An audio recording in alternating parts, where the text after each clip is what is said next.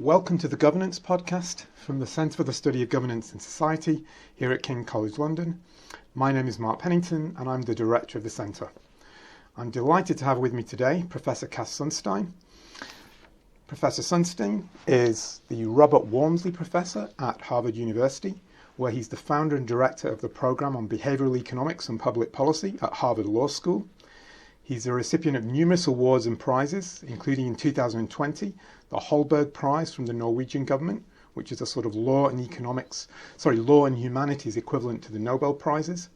He's occupied senior advisory positions with the Obama and Biden administrations in the United States, and he's an advisor to the UK government's Behavioural Insights unit. To name but a few of his works, just in the last 15 years, he's published Nudge, written with Richard Thaler in 2008, Simpler, The Future of Government, published in 2013, The Ethics of Influence in 2015, The Cost-Benefit Revolution in 2018, On Freedom in 2019, and Too Much Information in 2020. Cass, it's very great to have you with us here today. There's almost actually too many books there to actually list. But yeah, wonderful to have you with us. So we're really pleased to have you here because you're giving this really what sounds like a fascinating lecture this evening entitled The Use of Algorithms in Society. So a little bit later on in the podcast, I want to get into the substance of what you're alluding to there with that title. But I wonder if we could just start off at the simplest level in having a definition of what is an algorithm, what do algorithms do? Okay, great, thank you, and it's a great pleasure to be here and an honor. So in ordinary language, if there is one for algorithms, the term can include, and often is defined to include, any simple rule for, e.g., prediction. So if you say that when a child is born in the United Kingdom, we're going to create an APGAR score, which basically is a score about 5 attributes of a newborn, and we're going to give a numerical ranking to each of the attributes, and then we're going to add them up, and if they're above a certain amount, the newborn is declared to be healthy. That's an algorithm in standard definition. I'm using the term in these remarks to mean something like that involving machine learning or artificial intelligence, where you put in certain inputs. You could consider it, is there going to be a certain level of snowfall in some part of the world in the next month? You sort of put certain inputs in, and then the algorithm says yes. It might make a probability judgment. It might say yes, it might say no, and it's inputs, program, outputs with machine learning or AI. So algorithms are essentially computer formulated rules. Would that be a correct Yes. kind of way of thinking about them? That's good enough, with my focus being on predictions by algorithms rather than some rule of something that doesn't involve a predictive judgment. Yeah. Okay, that's great. That's very clear. And it really leads into the first question I wanted to ask you, which is to think about, in your view, what is it about these algorithms that might actually be able to help to improve human decision making? So I wanted to connect this discussion really with some of the previous work that you've done, the famous work you've done with people like Richard Thaler, where you argue essentially that the kind of rules that humans follow when they're making decisions can be biased in various ways. And therefore, clearly that opens a space perhaps for de-biasing those decision-making processes. So how is it you think that algorithms may be able to be involved in that process of kind of de-biasing or improving the kind of decisions that people make?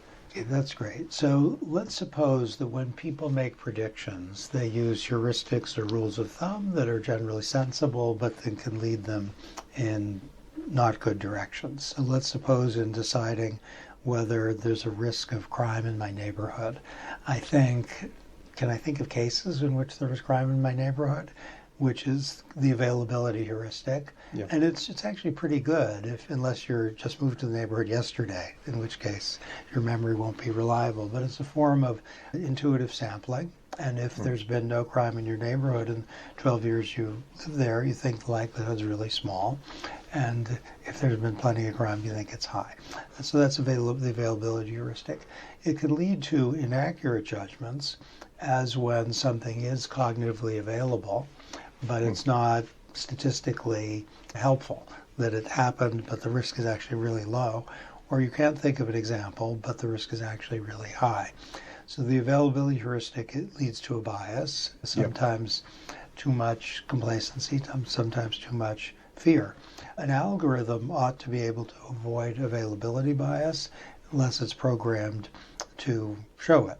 So if you ask it what's the likelihood that there's going to be crime in a specific neighborhood, you give it inputs and then it's going to spit out a predictive judgment, which will be a probability judgment.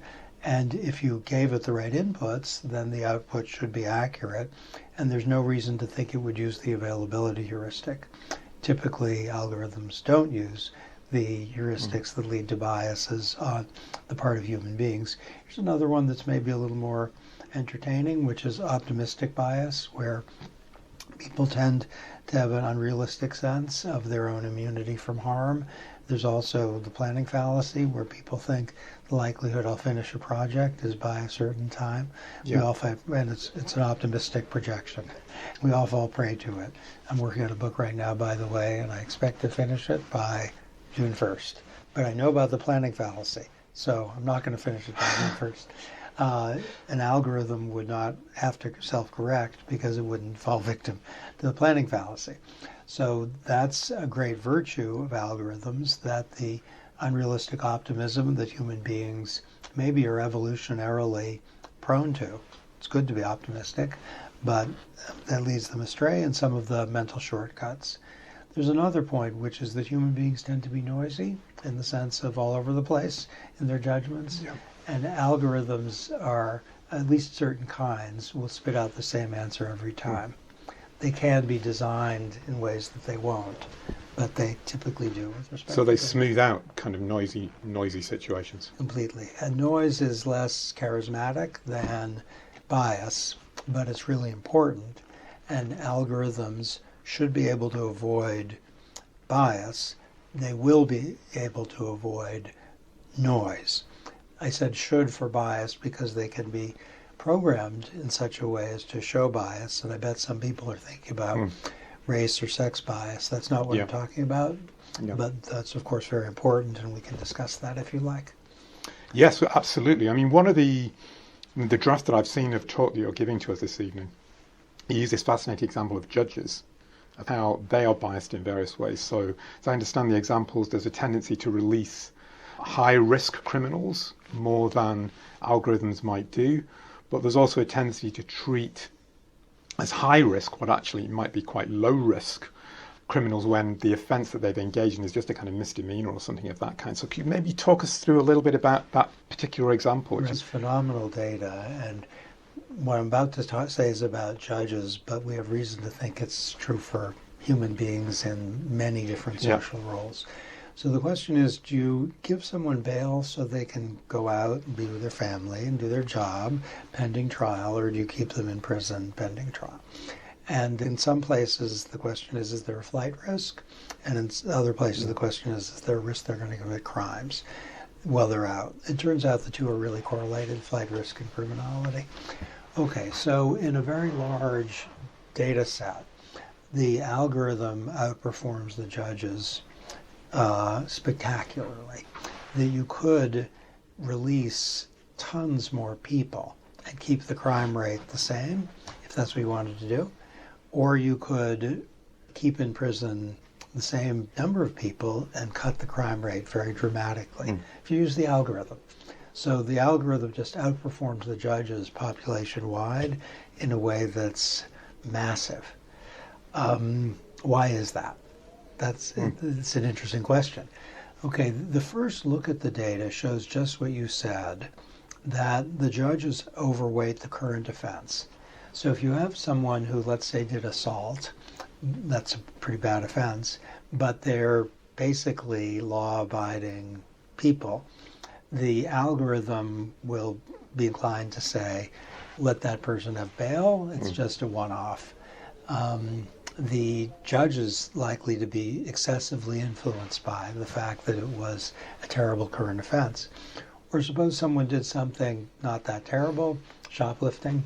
In my view, shoplifting's not good, but it's not that terrible. the person has a pretty bad record in the background, the algorithm will be more likely to say, don't release that person. The judge will be more likely to say, release that person, just a shoplifter. And this is, we might call it current offense bias, and it's very intuitive in the human mind. You look at the offender and the offense and you think, assault or shoplifting. And in either case, you might not, and apparently real-world judges don't, sufficiently adjust for the circumstances of the person's life, which might suggest the shoplifter is a real threat and that the assaulter is a person who had a terrible day. So these are both examples of where the kind of predictive rules that human beings use perform less well than the ones that the machines use in this particular case. Or Completely. And in this case, sometimes the mysteries of human life are sorted out in a way that's beautifully elegant. And this is one where for decades we've had demonstrations of the availability heuristic as a biasing influence on human judgment, and some of the data is real world and very cool, and some of it's surveys and questionable. This is real world judges who are using what I think is at least a family member of with the availability heuristic, but I think it's more accurate to say it is the availability heuristic. It's the same thing. And to see that among experienced judges, the judges aren't lousy, they're not terrible. It's just they don't do as well as they should. Well, you also mentioned that, again, what I found was remarkable was what you described as mugshot bias as influencing judges as well. Could you maybe say a little bit about that as well? This is one of the most intriguing findings in social science, I think, in the last decade. And here's what makes it intriguing. The current offense bias kind of shouts out from the data, so we know that's what's going on. But it doesn't account for all of the disparity between the judges and the algorithm. So what happened was the researchers interrogated the algorithm to ask it, what is the human bias that accounts for the rest of the difference? And it's very hard to talk to an algorithm about human biases. And multiple really ingenious strategies had to be done. So is it race? Is it the algorithm's less focused on race or more focused on race? No. Is it gender, that the judges say women, they're less threatening, they can have bail? No. Basically, age, is it young people have to stay in jail and old people get to go home? No. None of these accounts for the bias. But if you interrogate the algorithm with kind of obsessiveness, you can find that the algorithm will tell you the judges pay a lot of attention to the mugshot. So if someone has a messy, unkempt look, the judges weight that significantly. The algorithm doesn't pay zero attention to the mugshot, but it doesn't pay a lot of attention to the mugshot. The algorithm does know what the mugshot looks like. And this is race and sex independent, by the way. It's just an independent bias, mugshot bias. And this is a very cool finding also, and beautiful, because there's a heuristic called the representativeness heuristic, where if you see some, let's say, young person who's dressed in a very rough way and is walking with a swagger at 11 o'clock at night, you might think, I'm going to cross the street, and that person is representative. I'm not a good storyteller, but maybe you get it, of someone who might be not a good person to cross paths with late at night. And the representative heuristic is pretty good, but it leads to errors. There are a lot of people who look like this who aren't threatening at all. And the mugshot bias is the representativeness heuristic. It's that an unkempt face is representative of, self-control problems. Yeah. When I was working through that example, I was thinking, does this also mean that if people know that people have these biases, that they actually do manipulate the bias? So if I've committed a crime, is my lawyer going to tell me, well, comb your hair, do this, that, and the other, because this means you're more likely to be released on bail? Is this what happens? That's great. I am a lawyer. I'm not a criminal defense lawyer, but these are my brothers and sisters, and informal law is, you're exactly right. Yeah. that the lawyers have an intuitive understanding that matters, and it's clean yourself up. That's it. I hadn't thought of that. That's great. Thank you. Yeah. Yeah, no problem. Now, one other intriguing thing you said around this example and some of the others is that although the algorithms outperform regular human beings, if you like, in most cases, there is a class of decisions where there are certain individuals, a small number of individuals, who do actually outperform the algorithm. Now, what is it about these actors that enables them to outperform the algorithm when the rest of us don't? This is fantastic and very recent research. So we know the aggregate data, algorithm hooray, human judges less hooray. We know, and the data is very complicated and cool, and here's the split. 90% of judges do worse than the algorithm, and among a number of them, they rely heavily on whether they have recently been given information about someone who was allowed bail who did a crime. And they're very reactive to that, and they screwed up because they don't allow people bail who should be given bail. But 10% do better. All we know about the 10% is that they must have private information that the algorithm lacks, but the data isn't articulate about what exactly they know. We just know they do better, and that they're not overreacting. They're not showing current offense bias. They're not showing mugshot bias.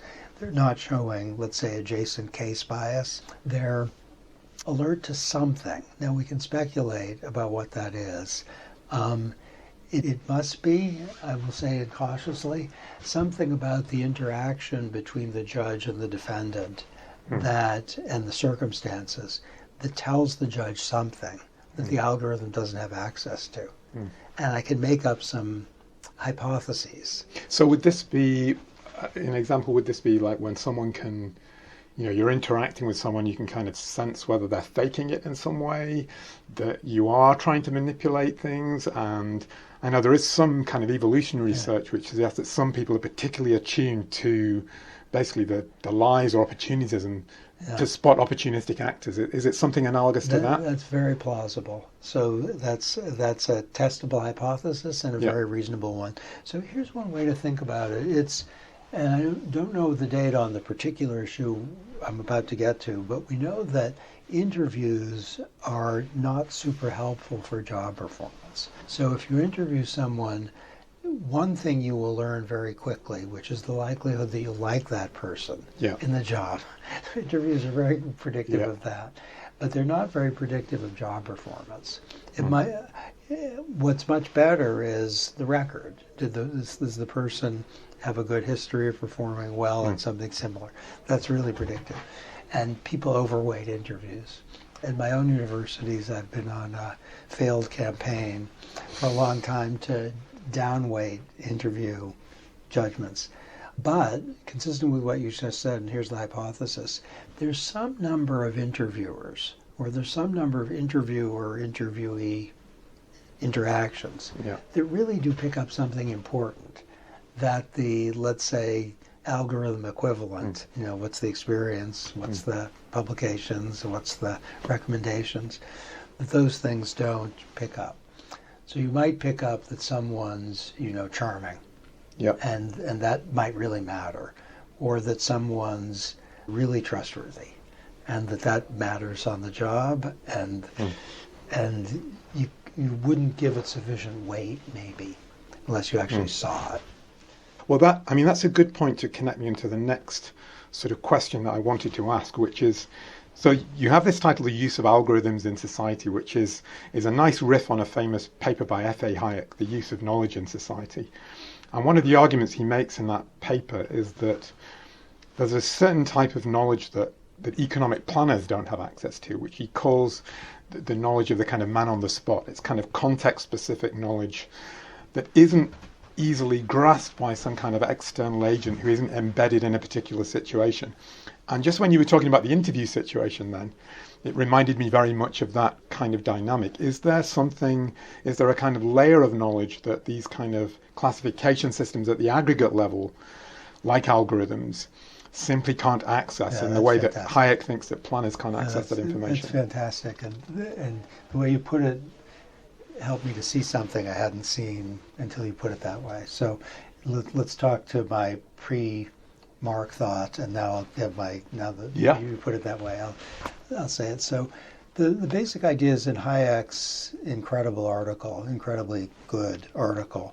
The assumption is planners are really smart and well motivated, and still they're going to screw up because they won't have the knowledge that's dispersed in society, including that of the actors on the spot who will see something or know something. I saw this in government, by the way, all the time, where I was a regulator and we would see things in a way that was thin. It was, we tried, and then the public comment process, someone would say from somewhere, you don't understand how this is going to be on the spot for me. And the person who would say that wouldn't be unique. That would be representative of some N people. And we didn't see it. And now a good regulatory process can correct against the worst if it's responsive in this way, but it's going to miss things. Okay, so the thought is algorithms are kind of like that what's happening on the spot, they are going to be extremely challenged to see. I'll give an example, which is algorithms have a very poor record in two domains that are relevant. One is life trajectories. How is someone going to do over the course of 4 years, given a ton of things about the previous years? And algorithms really struggle. There's so much happening in a life, and how can you know whether some girl named Mary is going to be flourishing or not at age 13, given a ton of data at age 3, 5, 7, and 9? It's just too much. An algorithm can't know all those things. Now, I want to be careful about can't, but let's be brave and stick with it for now. Okay, what you're pointing to is that the private information that 10% of judges have, this I hadn't seen clearly enough, it's really like what Hayek is talking about. They have local knowledge. And how can you give an algorithm local knowledge? Would the algorithm engage with the criminal defendant? Maybe in the fullness of time. I think the other thing that struck me about that was thinking about, well, how do we identify who these people are? So if there are people who've got this different layer of knowledge that can beat the algorithm, but we don't know who they are, but it will be in our interest to find out who they are. What can we do to get that balance? So we're really talking about empirical as well as theoretical frontiers. Yeah. So with judges, we can find out, and we know who they are. We know who the people. Now there's a parallel data set, eerily parallel, involving doctors, where doctors diagnosing, deciding whether to test people for a heart attack, fall prey to the almost exactly the same errors that judges do. What we don't know is whether 10% of doctors outperform the algorithm. It would be lovely to think so, and I bet it's so. That 10% of the doctors do better than the algorithm, and the reason is they'll know something about the particular context. They'll, like you're saying about someone who can pick up something about dishonesty, they'll have an intuitive assessment of whether that person actually had a heart disease, which is extremely finely tuned to the situation. Now, in a time when algorithms are getting better and better and better, with the 10% of judges who outperform the algorithms diminish to 5%, to 3%, to 2%, to maybe 0.5%, and with doctors, similar question. But right now, excellent algorithms for judging are outperformed by 10% of judges, and it would be stunning if there isn't some number of doctors who have local knowledge. On that, is there any way in which humans themselves can kind of use the algorithm, but without actually being told, if you like, what to do by the algorithm? So we can get algorithms into people's hands that if I'm a judge, I can use the algorithm to try to identify data sort of differences or discrepancies that I might not otherwise be aware of. But then I can try to combine it in some sense with the more context-specific knowledge that I have. Is that something that's would be the way forward in this area? Yes, it's a way forward. Whether Yeah. it's the way forward depends on whether you get better aggregate outcomes Yeah. with algorithm as an advisor than you would with people not hearing algorithms or with people who would just be bound by algorithms. Yeah. And I'm sure there are cases in which better not to listen to the algorithm at all, better to listen to the algorithm but not defer to it, better to be bound by the algorithm. I played chess on Air France a number of years ago. I'm a bad chess player, so I put it at the easiest level, and the algorithm at the easiest level, I learned, says get the opponent in check as fast as you can. And I could beat that because it was just trying to get me in check all the time and leaving its queen vulnerable. I was in check. Okay, I'll take your queen. And that algorithm would not be a good advisor. Yeah. Can we go through some of the other examples where you say that the algorithms don't seem to perform so well? So one, you talk about romance, picking romantic partners. I mean, is this another example? What is the reason there why the algorithms don't do so well? It's a fantastic question and a fantastic set of data. So we know the conclusion, which algorithms perform very poorly on romantic attraction, whether sparks are going to fly. The thesis of the people who've done, I think, the best empirical work is that it's a chaos-like process. That's a little bit of a black box, so let's go in the black box. Okay, whether a spark's going to fly such that people will date, let's say, and form a serious relationship, depends on maybe 12 things at least, which are not captured by asking about people's interests and personality. So, like, what's the weather like? What's the location they went to? How's the day going for each of the people? Has the person had some work problem at the time? It's a little like the Hayek question about local knowledge, but in a way even broader, that the number of things that produce, I'm thinking of my wife and me right now, spark that flies is so big, and the number of things that could have stopped those sparks from flying, he said with a tear, is also so big that it is very, very challenging for an algorithm to get access to. Now, what I'm wondering is whether algorithms will get better at that. So it might be that if an algorithm knows that, let's say, someone named John really liked someone named Mary and someone named Amy, and didn't like someone named Eleanor and someone named Tara, the algorithm might see, oh, he likes those types and not those types. And maybe that will at least improve probability judgments. But we don't have any data supportive of the hypothesis I just gave. Okay, terrific. Another point which I think gets at, I guess, the kind of arguments that people like Hayek would make in the context of thinking about the strengths and maybe the limits of algorithms, is to think about the role that human creativity might play in kind of disturbing the capacity to make accurate predictions about the future. So as I understand it, the algorithms tend to do quite well when you've got sort of lots of previous events which are relatively stable, and then you can predict those out into the future. But they do less well where the factors that might influence the future aren't actually known, that we're in what you described in the romance context as a kind of almost chaotic situation. If we think sort of chaos theory here, where there are too many variables interacting in kind of non-linear ways, is this an area where algorithms struggle, or is this an area where we might have reason to think that they could improve over time?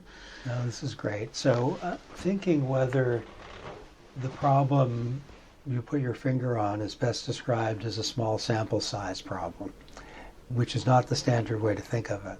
So I think that's a set of cases are like this, where you have something extremely surprising that's not in the existing data, and then the algorithm can't anticipate that. And it might be, I don't know, an invasion of a country, a pandemic, a technological shock, the rise of ChatGPT. Could algorithms have predicted that? Maybe. And that, yes, it is even if there's a ton of data, a massive data set, it might be a small sample size, given that the thing that is happening is new. And if you had a larger sample size, it wouldn't be new. Yeah. It would just be rare. I mean, I was thinking of equivalents in macroeconomics. Representative agent models have been very influential. And there are some people in the sort of broadly Hayekian tradition who make the point that, well, the problem is that unexpected changes arises from agents who aren't representative. They are kind of entrepreneurs, if you like, who do something outside of the expected range. And that's what kind of wrecks the predictive capacity in the sort of medium to longer term. So if you have multiple agents in a system, perhaps there are only that 5 or 10% of actors who are doing these non-representative acts and kind of shifting the parameters within which other actors work, this is going to be a type of problem that is going to be difficult for an algorithm to address, because that change is what introduces this kind of quasi-chaotic element into the system. Right. I'm thinking there are a couple of different things. One is social interactions, where you might get a shocking bestseller, or Star Wars or something, where, let's just stipulate, the prediction was impossible because there were interactions between persons that couldn't have been predicted. Anticipated. So that's one thing. Then another thing is you might get Taylor Swift or Elvis Presley or the Beatles, and whether those are spectacular innovators or the beneficiaries of social interactions such that ex post we see them as spectacular innovators is a fair question.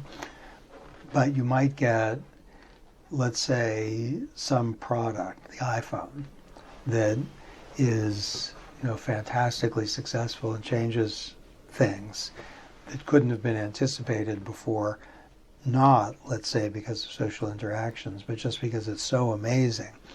It's like a pandemic. And I do think that is a serious problem for algorithms. I'm not sure I, at least, am clear enough about how to describe it. Yeah. So I do know there's a view that is accurate, that is, algorithms work well, like in the heart disease and Bale case, where you have a ton of data sets in a very stable environment, and they don't work well where there's a new or unanticipated thing in an ever-changing, unstable environment. So to predict the course of a pandemic in an early stage, I think it might be really hard for an algorithm. Is it going to see exponential growth at it better? Is it going to, it's a pretty bad algorithm if it doesn't, is it going to see that exponential growth might be truncated by X or Y or Z or might not be? What I'm pondering is whether the exponential growth of a pandemic is like Taylor Swift. Is that what it's like? Probably. Now, is it that the algorithm doesn't have enough data? Is it that it's a one-off? I don't know.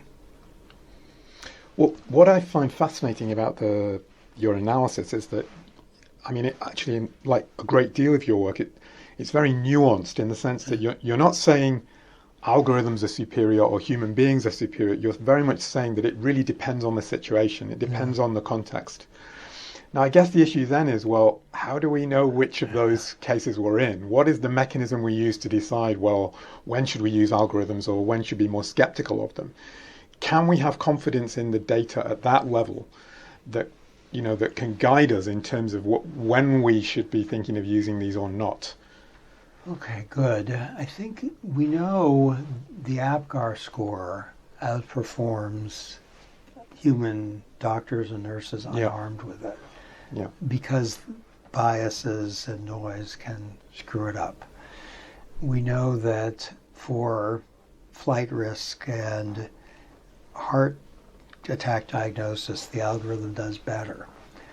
I think to collect data and interrogate it, so, you and I have developed a hypothesis, which is that the doctors on aggregate do worse than the algorithm, but the 10% of doctors do better. Now, is that true? Then what we might do is think, okay, this is a new thought. Just as we know only in the last few months about mugshot bias, the algorithm told us that. We don't know why the 10% of human beings who do better in the bail setting do better. What is it that they do? Now, maybe it's not like they're magic. It's just that they pay attention to something that the 90% don't and could, or they pay attention to something that the algorithm doesn't pay attention to and could. So I think going context by context maybe and seeing in sports there are algorithm ways of evaluating players that are better than intuitions. And to know why and are there limits. We know that some things in the nature of the beast, this is the strong version of the thesis, aren't predictable. I think this is true. It seems to be true. Or at least you can predict that a song I sing with a backup group consisting of my friends at Harvard will fail. That's a fair prediction. An algorithm will predict that, but I think any one of us could. We know that a new song by Gomez has a really good chance, but outside of the obvious struggles. And can we do better eventually? Can algorithms do better eventually? I don't think a lot better, but I'm cautious about that. I think the reason that I raised that question is, I mean, again, it's a kind of Hayek-related theme, but it wouldn't only be, I think, people like him who would make this kind of point, that this would seem to be a case for where you would want to, at least to some extent, fracture authority. You know, you would want to have arguably the great thing about the United States is that you have got a kind of laboratory of experimentation with the federal system, that you would want something like that to be probing what these boundaries are in this kind of meta-level sense of deciding what are the contexts where the algorithm does better than the human and vice versa. To be very empirical about what we're observing. So do algorithms predict, let's say, deaths from extreme heat? Yeah. That would be really great to know. What do they do well, that if they outperform people? What do they attend to? Or what do people attend to that they shouldn't attend to? So context by context, I mean, because algorithms are getting so much better so quickly, the strong version of my thesis, which is that there are some things that it's in their nature that algorithms aren't going to be able to do very well on, is a little Luddite, but I'm sticking with it. Okay, well that leads on quite nice actually to the sort of last set of questions I'd like to ask you about this, which is, you mentioned the idea of algorithm aversion, that people for various reasons are skeptical of using these kind of technologies. And I think we see this in different ways actually across different political points of view. There are people I think you could broadly describe as being on the left of politics who are very suspicious of what they call surveillance capitalism, that they're being monitored through these kind of algorithmic techniques and pushed in different ways through Facebook or music aggregators or whatever it may be. And then you have equally people, I guess, who are more on the right of politics, who are concerned about a big brother state using algorithms to sort of manipulate people. So why do you think it is that people have these concerns? Are they valid concerns? I wonder if you could speak a little bit to that. That's great. So let's start small. Sometimes people dislike algorithms because they don't know how they work. So people will think, I don't want an algorithm deciding this with respect to my life. Yeah. And then if it's explained to them how they work with large data sets, people tend to be more comfortable. So that's one thing. Another reason people don't like algorithms is they want a human being to whom they can speak, who will see their individual situation. And that might be an exaggerated sense of what comes of that, of the good that comes of that, or it might be a sensible sense that it's like the 10% of doctors, that you can get the decision maker outperforming the algorithm, which seems unattuned to something that might matter. So that's fair. There are also concerns on the left in particular, but not only on the left, about race and sex discrimination, which might be correct if the algorithm, for example, encodes data that is an artifact of discrimination. So if you build on arrest records and stipulate that people of color are more likely to be arrested, then etc. So that might be fair. Surveillance capitalism. I don't love the term, I confess. Why don't I love the term? I love capitalism. I don't know why I don't love the term, but let's talk about the legitimate concerns that made the term go viral. One is that a self-interested company might know a lot about you and therefore try to sell something to you, given that it knows a lot about you. I think that's the concern. Okay, let's be optimistic. That's great. If an algorithm knows I like books about behavioral economics, and I like books about Hayek, and I like books written by Daniel Kahneman, and it's going to show me those books, that's hooray. And if the algorithm is not going to show me books about some historical question that I have no interest in, hooray.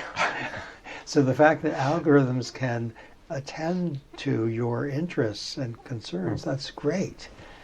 And Amazon's doing that. It says, gives me, it's a little like Christmas, that it gives me an opportunity to see books that I'll tend to like. And it doesn't deluge me with books that I won't like or music that I won't like. So that's good surveillance capitalism. There are a couple of things that might not be so good. One is if data is collected without your consent.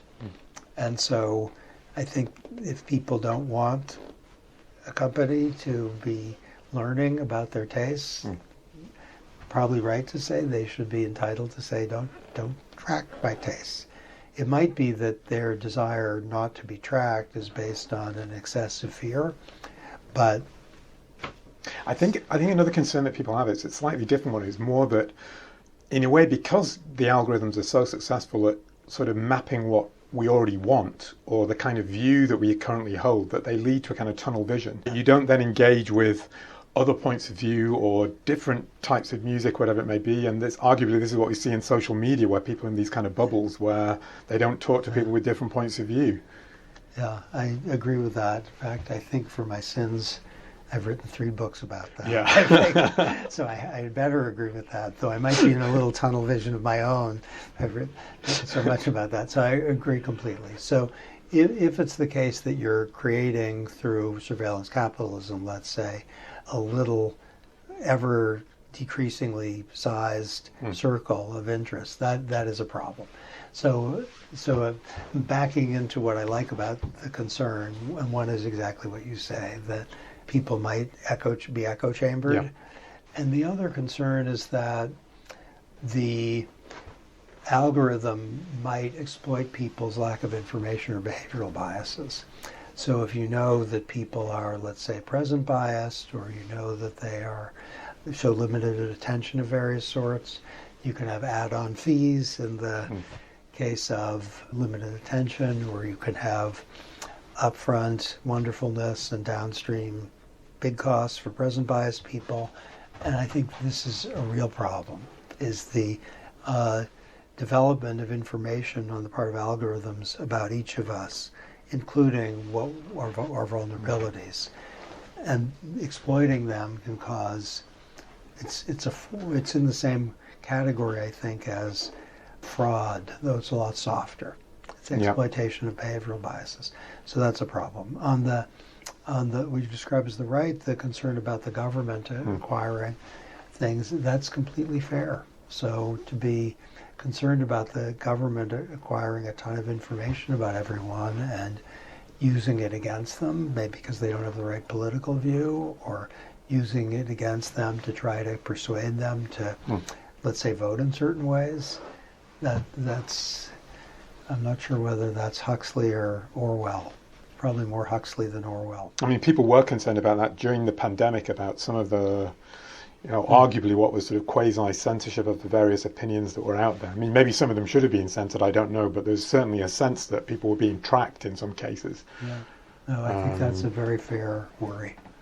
So you mentioned that you're writing another book, or there's another book going to be out. It's going to be finished in the middle of the year, or is it this? And this is not over optimistic that it will be finished by then. So could you tell us a little bit about doing a book with a neuroscientist, Tali Sharot, called, well, what's it called? It's TBD, but it's about habituation, where if you go to a place where there's terrible air pollution, the first day will be awful, the second day won't be good. By week 3, maybe you won't even notice. If you live under circumstances, let's say, in which the government is corrupt, it might be that this just seems life, and the idea that this is alarming would strike you as just very surprising. It's life. We know that with people's own ethical behavior, if people start lying, that after a while they don't even register that it's bad. So what we're interested in is the fact that if we habituate, which all living creatures do, we will not see things that are fantastic around us. Like, we have a great job, or we have great friends, or we have an amazing office, really, and life is comfortable, and how lucky is that? We might not even notice that. And if there are really bad things around us, air pollution, cruelty or something, we might not notice them either. So it's about habituation as kind of fundamental to everything, maybe the most fundamental thing of all, and a blessing and a curse. So is that quite similar to Amartya Sen's got the ideas about adaptive preferences? Is it quite similar to that, well, or taking that? It's much broader. Yeah. So, but the idea of adaptive preferences is an instantiation. Yeah. So your ancestors, mine too, were family members, I'm pleased to say. Our shared ancestors were much less literate than we are. They didn't read books, they didn't have podcasts. They were not very sensitive to a stable environment. They would just kind of go around being what they were being. But if there were changes in their environment, they would get very agitated and start swimming and moving a lot. These are one-celled organisms. These are our very distant ancestors. So the idea that we're extremely sensitive to change and extremely insensitive to stable environments. In fact, if you are looking at a colored drawing, if it's designed in a certain way and you just keep looking at it, it'll turn gray. You won't see the colors anymore until you move your head. And the idea of adaptive preferences is an example of habituation, but the phenomenon's much broader. Well, it sounds fascinating. So, and you're hoping to finish that in the middle of this year, or will it hopefully be out sometime next year, maybe? Our target date is publication in April 2024. Okay, excellent. Well, maybe we could do a podcast on that, but it's certainly been really enjoyable speaking to you today. So thank you very much, Professor Cass Sunstein. Thank you. Great pleasure. Thank you.